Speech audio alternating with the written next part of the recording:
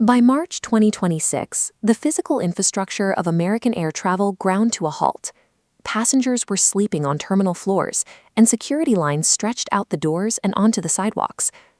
This chart shows the severe spike in security staff absentee rates across major airports.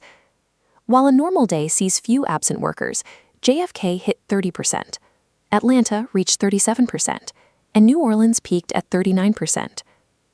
The cause of this mass exodus was a pending impasse in Congress regarding the Department of Homeland Security, or DHS.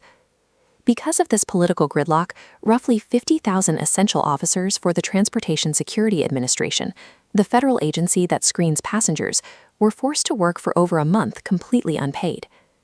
With a tenth of the workforce missing, wait times at major hubs stretched into the hours. And because smaller regional airports often rely on a single security checkpoint, the acting deputy administrator warned that those locations faced imminent total closure. The United States aviation network was collapsing. No foreign cyber attack or physical threat had breached the perimeter.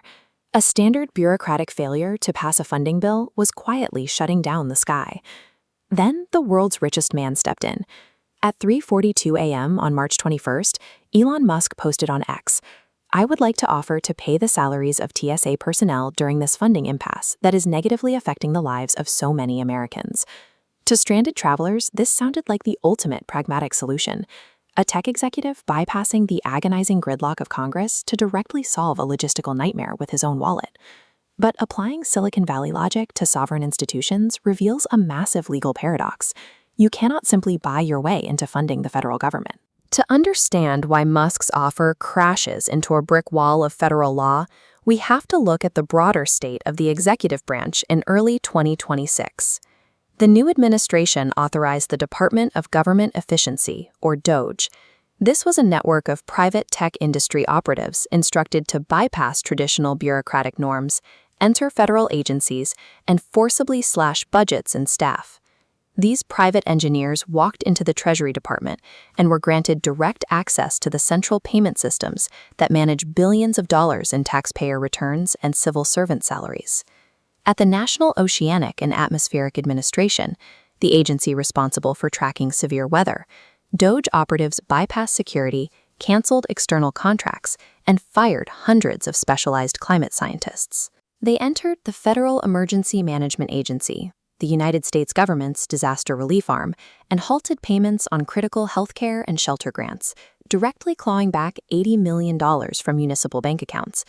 The executive branch was being aggressively downsized. Contracts were severed, data was deleted, and thousands of probationary federal workers were dismissed under the exact framework of a corporate hostile takeover. Which brings us back to the TSA crisis. If a private network like DOGE can delete federal programs, can a private citizen like Musk step in to fund one? The definitive answer lies in a 2002 decision by the U.S. Comptroller General, the official who issues legal decisions on federal appropriations. According to the ruling, the government is bound by Title 31, Section 1342 of the U.S. Code. This statute strictly prohibits any federal officer from accepting voluntary services or free private goods for the government's use, unless explicitly authorized by separate law. The logic behind this strict prohibition is financial containment. Congress appropriates a very specific amount of money to an agency to dictate exactly how large and powerful that agency can be. Accepting outside money would allow an agency to exceed the limits set by elected lawmakers. This century-old statute acts as a financial poison pill. It was designed to ensure that private wealth cannot purchase operational control of public institutions. Herein lies the paradox of the DOGE movement. The operatives successfully used executive loopholes to fire thousands of workers and terminate billions in active grants. But when faced with an actual funding crisis, they hit an absolute legal wall. It comes down to the constitutional power of the purse. Only the legislative branch, the elected members of Congress, has the authority to tax and spend. A tech billionaire cannot simply assume that power. If a private citizen is allowed to pay the salaries of federal law enforcement or security personnel, they effectively become the employer of the state. That establishes a direct path for private wealth to dictate sovereign federal policy. Caught in the middle of this intellectual paradox are the 50,000 TSA agents. They are legally required to secure the nation's airports, completely unfunded by their own government, and strictly barred from accepting a private rescue.